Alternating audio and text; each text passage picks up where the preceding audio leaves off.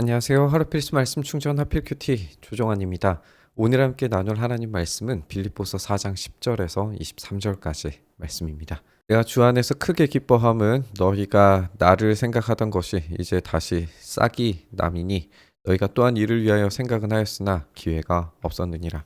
내가 궁핍함으로 말하는 것이 아니니라. 어떠한 형편에든지 나는 자족하기를 배웠노니 나는 비천에 처할 줄도 알고 풍부에 처할 줄도 알아. 이 모든 일, 곧 배부름과 배고픔과 풍부와 궁핍에도 처할 줄 아는 일체의 비결을 배웠노라. 내게 능력 주시는 자 안에서 내가 모든 것을 할 수 있느니라. 내게 능력 주시는 자 안에서 내가 모든 것을 할 수 있다. 이 말씀이 우리가 참 많이 외우고 암송하고 또 사랑하는 그런 말씀입니다. 근데 문맥상으로 살펴봤을 때에 내게 능력 주시는 자 안에서 내가 모든 것을 할 수 있다라고 하는 것은 정말 모든 일을 할 수 있는 능력, 신비로운 능력을 주신다. 이런 것과는 좀 상관이 없다는 걸 알 수가 있어요. 먼저는 주 안에서 크게 기뻐한다라고 하는 게 주님 안에서 크게 기뻐한다라고 이야기하고 있고, 내게 능력 주시는 자 안에서 내가 모든 것을 할 수 있다라고 하는 거니까 이 기뻐함과 모든 것을 할 수 있다라고 하는 게 연결될 수 있다는 점을 생각을 해 봐야겠죠. 그러면 이 기뻐함은 무엇이냐? 우리가 앞서 살펴본 모든 본문들에서 이 기뻐함이 이 고난 중에도 기뻐할 수 있다라고 하는 것으로 설명되어 왔고, 이 기쁨의 근원과 원천이 무엇이냐? 이 고난스러운 생활과 삶에도 불구하고, 환경에도 불구하고 기뻐하게 되는 이유가 무엇이냐? 예수 그리스도의 부활이다 라고 하는 걸 함께 나눴어요. 그렇다면 이 기뻐함과 모든 것을 할 수 있다라고 하는 게 결국에 이 예수 그리스도의 부활이 근거되어져 있다는 것도 생각을 해볼 수 있겠죠. 여기에 이제 상황적인 배경들이 포함이 되는 건데, 사도 바울은 이 선교 여행 또 지금 자신이 당하고 있는 갇혀 있는 상황들이 그렇게 기뻐할 만한 상황이 아닌 것은 분명합니다. 그런데 지금 기뻐할 수 있는 게 너희 때문에 기뻐하는 건데, 무슨 이유가 있어서 어떤 상황적인 변화가 있어서 기뻐하게 되는 것이라고 읽어지게 되죠. 그건 뭐냐면 나를 생각하던 빌립보 사람들이 후원해주고 또 헌금해주던 그런 것들이 다시 싹이 나서 이 후원의 관계가 이어지게 되었다라고 하는 것으로 기뻐했다는 거예요. 그것이 이전에는 생각은 했는데 기회가 없었는데 다시 그 기회가 생겼고, 그 후원의 관계 또 하나됨의 관계가 이어졌기 때문에 기뻐한다라고 이야기하고 있습니다. 그런데 이것을 그냥 단지 후원이 다시 들어왔기 때문에 기뻐하는 게 아니라고 아주 명확하게 이야기하는데, 내가 궁핍해서 말하는 것이 아니라 나 자신 스스로는 사실 어떤 형편이든지 자족하기를 배웠다라고 이야기하고 있어요.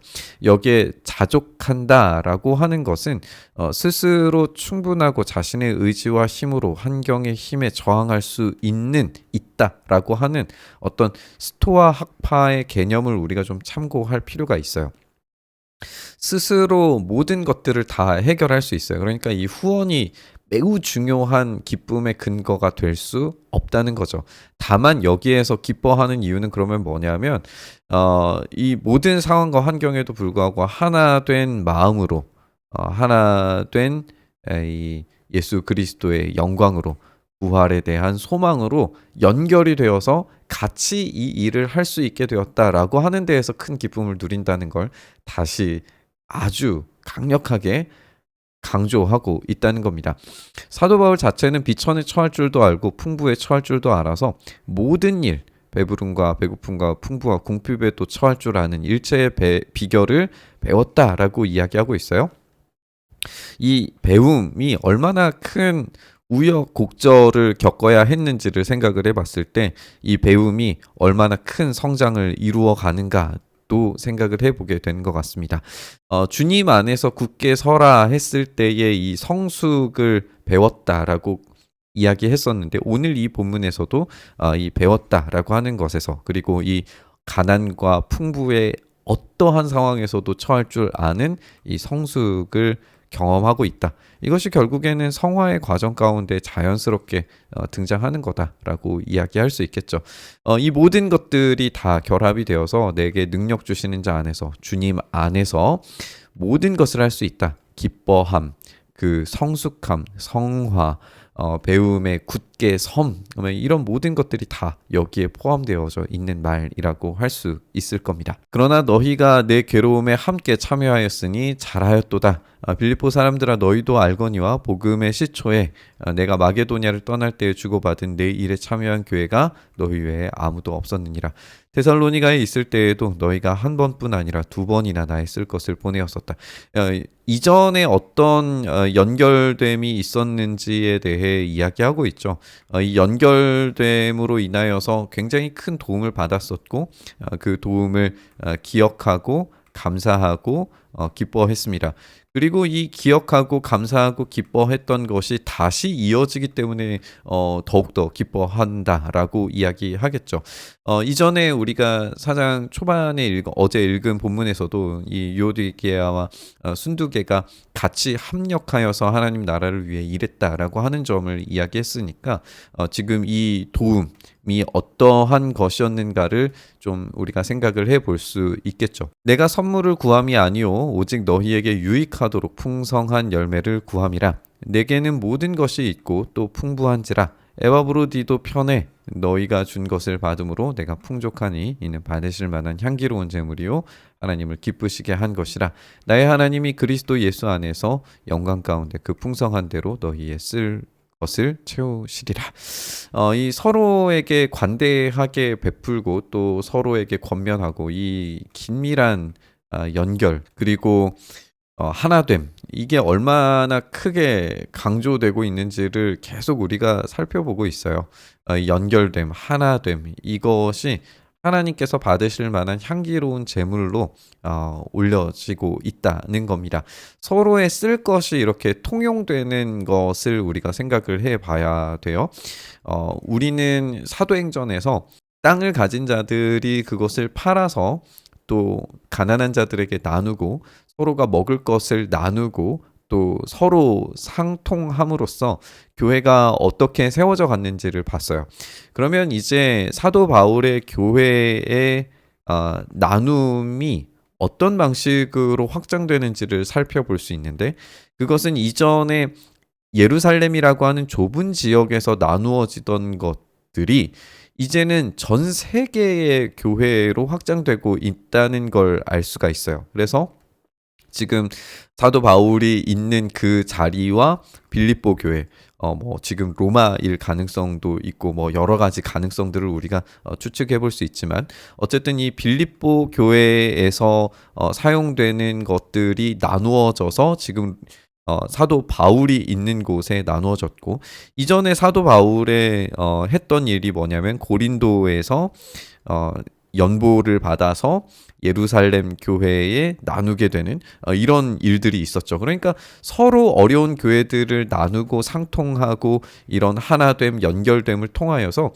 결국에 하는 것은 뭐냐면 선물을 구하는 어떤 이득을 얻기 위한, 또는 일을 통해서 그것에 대한 대가를 받는 이런 과정이 아니라 결국에는 예수 그리스도 안에서 한 가족 하나의 식탁을 공유하는 이 위대한 연결성을 이야기하고 있는 거죠.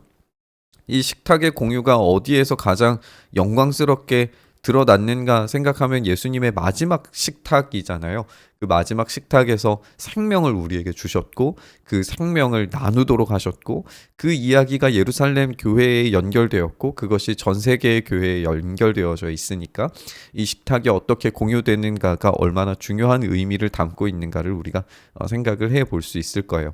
하나님 곧 우리 아버지께 세세 무궁하도록 영광을 돌릴지어다. 아멘. 이제 아주 간단한 기도와 인사가 이어지는 것을 우리가 보게 됩니다. 그리스도 예수 안에 있는 성도에게 각각 문안하라. 나와 함께 있는 형제들이 너희에게 문안하고 모든 성도들이 너희에게 문안하되 특히 가이사의 집 사람들 중 몇이니라. 가이사의 집 사람 중에 몇이 인사하고 있다라고 하는 것으로 보아서 지금 바울이 로마에서 빌립보 사람들에게 편지를 보내고 있는 거라면 이 로마로 보낸 이 편지에는 로마서 16장에 아주 긴 이름 목록이 있다는 걸 발견을 하게 되잖아요. 로마로 편지를 보냈을 때 16장에 있는 그 편지들을 참고를 하면 이 가이사 집안의 사람들의 이름들을 우리가 발견을 할 수 있어요.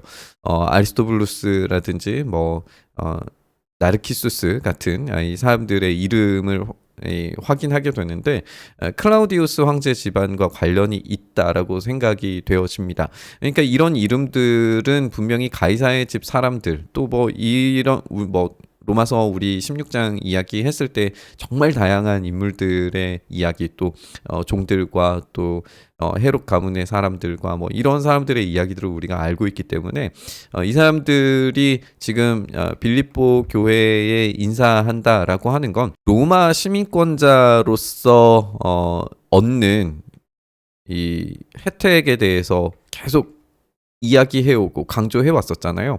그러니까 가이사 집 사람들도 로마 시민권을 그리고 빌립보 교인들도 로마 시민권을 공유하고 있는 상태입니다. 그런데 지금 여기에서 느껴지는 이미지는 뭐냐면 로마 시민권자로서 안부를 전한다 이런 게 아니라 하나님 아버지께 영광을 무궁히 돌리고 예수 그리스도 안에서 모든 것을 할 수 있게 만드시는 그 능력 안에서 이야기하고 있는 거잖아요. 그러니까 결국에는 로마 제국의 힘과 권력이라고 하는 것이 복음의 능력으로 하나 된 교회를 이길 수 없다라는 것을 보여주고 있어요. 교회 안에서 예수 그리스도의 이 무한한 능력 안에서 로마 시민권은 그저 단지 공유하고 있는 몇몇의 사람들의 이야기일 뿐입니다. 훨씬 더 많은, 훨씬 더 넓은 그리스도의 교회가 하나 되어서 연결되어서 무난하고 인사하고 서로가 로마 시민권의 혜택보다도 천국 시민으로서의 이 혜택을 더욱 영광스럽게 여기며 하나 되고 연결되고 세워지고 능력 있게 되고 영광을 향하여 함께 전진하는 그리스도의 군사로서 함께 나아가는 그런 모습을 보여주고 있다라고 생각할 수 있습니다. 우리가 이렇게 함께 나눈 것처럼 우리에게 능력 주시는 자 안에서 모든 것을 할 수 있다라고 하는 것은 이 세상이 줄 수 있는 가치들과는 그렇게 크게 상관이 없을지 모릅니다. 오히려 주님께서 주시는 이 천국 시민권자로서의 그 당당함, 그 혜택, 권위와 능력 이런 것들이 훨씬 더 크게 이야기되고 있다라고 생각을 해야 옳을 것 같습니다. 그리고 그 능력을 활용하여서 교회가 얼마나 하나 되고 연합하고 연결되고 갈등을 이기고 그리고 지리적, 환경적, 어떤 상태적, 신분적 한계들을 모두 다 뛰어넘어서 하나로 연결되게 하시는지도 우리가 생각해 보게 됩니다. 그 모든 연결, 가난하거나 부하거나 아니면 멀리 떨어져 있거나 상황이 다르거나 갇혀 있거나 자유자거나 그런 것과 모든 것들이 다 상관없이 우리 주님 안에서 하나의 식탁을 공유하고 하나의 연결된 교회로 세워져 갈 때 진짜 모든 것들을 할 수 있게 만드시는 주님의 영광스러운 나라가 드러나게 될 줄 믿습니다. 우리의 교회가 그리고 우리의 삶이 그렇게 이루어져 갈 수 있기를 간절히 바라고 소망하면서 우리 묵상의 자리로 나아가시죠. 주님 그렇게 우리를 하나 되게 하시고 연결되게 하시고 우리가 그 안에서 성숙하게 하시고 성화되게 하셔서 마침내 주님께서 보이신 그 놀라운 은혜의 장면들, 성숙의 장면들, 또 영광스러운 교회의 모습들이 우리 안에서 드러날 수 있도록 은혜 더하여 주시옵소서. 그렇게 우리 교회가 건강하게 정말 복되게 세워져 가게 하시기를 간절히 바라고 소망하며 우리 주님 예수님 이름으로 기도드리옵나이다. 아멘.